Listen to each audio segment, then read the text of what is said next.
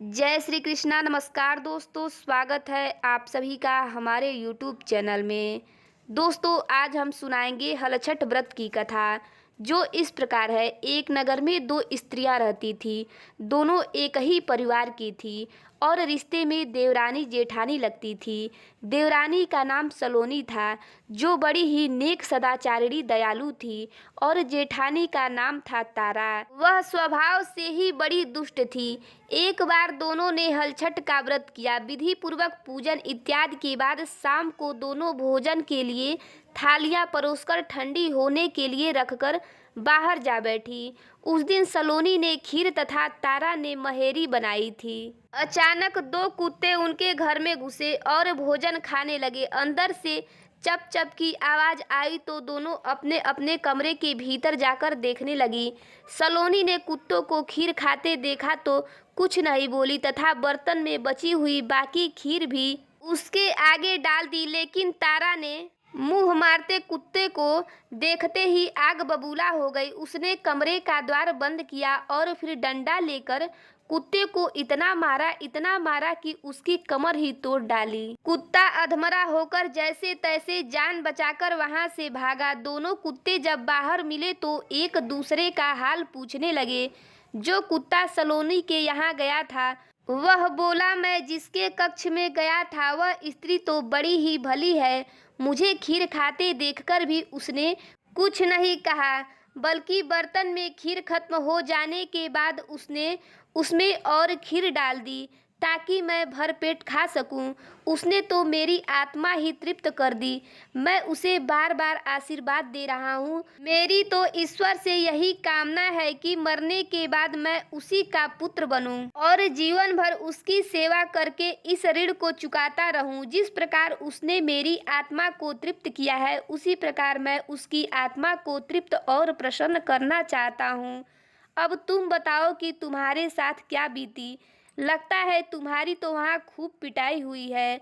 तब दूसरा कुत्ता बड़े ही दुखी स्वर से बोला, तुम्हारा अनुमान ठीक है। आज से पहले मेरी ऐसी दुर्गति कभी नहीं हुई थी। पहले तो थाली में मुंह मारते ही सारा जबड़ा हिल गया। फिर भी भूख से परेशान होकर मैंने 2-4 कवर सरके ही थे कि वह दुष्ट आ गई और कमरा बंद करके डंडे से इतना मुझे मारा कि मेरी कमर ही तोड़ डाली। मैं तो ईश्वर से यही निवेदन करता हूँ कि अगले जन्म में मैं उसका पुत्र बनकर उससे बदला चुकाऊं। जैसे उसने मार मार के मेरी कमर तोड़ी है, वैसे ही भीतरी मार से मैं भी उसका हृदय और कमर तोड़ डालूं। कहते हैं कि बेजुबान की बद्दुआ बहुत बुरी होती है। इसे दैव योग ही कहा जाएगा कि दूसरा कुत्ता शीघ्र ही मर गया और मरकर उसने तारा के घर में ही पुत्र रूप में जन्म लिया। पुत्र रत्न पाकर तारा बहुत खुश हुई। पुत्र को लेकर उसने अपने मन में बड़े बड़े मंसूबे बना लिए थे, मगर दूसरे दिन ही जब घर में हलषष्ठी का पूजन हो रहा था तब वह लड़का मर गया। तारा की तो जैसे दुनिया ही उजड़ गई। वह दहाड़े मार मार कर रोने लगी, मगर किया भी क्या जा सकता है। जैसे तैसे उसने अपने सीने पर सब्र का पत्थर रख लिया। फिर तो हर वर्ष उसको लड़का होता और हलषष्ठी के दिन मर जाता था।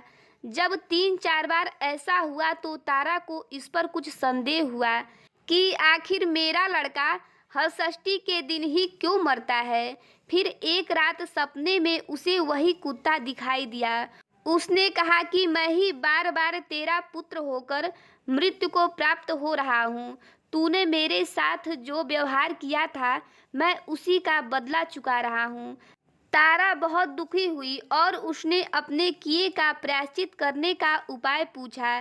तब उस कुत्ते ने बताया कि अब से हलछठ के व्रत में हल से जुता हुआ अन्न तथा गाय का दूध दही ना खाना, होली की भुनी हुई बाल तथा होली की धूल आदि हलछठ पूजा में चढ़ाना।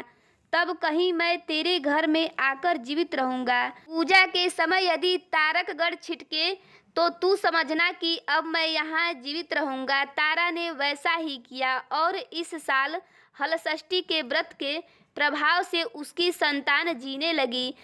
तभी से संतान कामना और सुख सौभाग्य के लिए ये व्रत किया जाने लगा। तो बोलिए हलषष्ठी माता की जय। ये कहानी आपको कैसी लगी कमेंट करके ज़रूर बताइएगा। चैनल पर पहली बार आए हैं तो चैनल को सब्सक्राइब करिएगा, बेल आइकन को प्रेस करिएगा ताकि आने वाली न्यू वीडियो की नोटिफिकेशन आप सभी को मिलती रहे।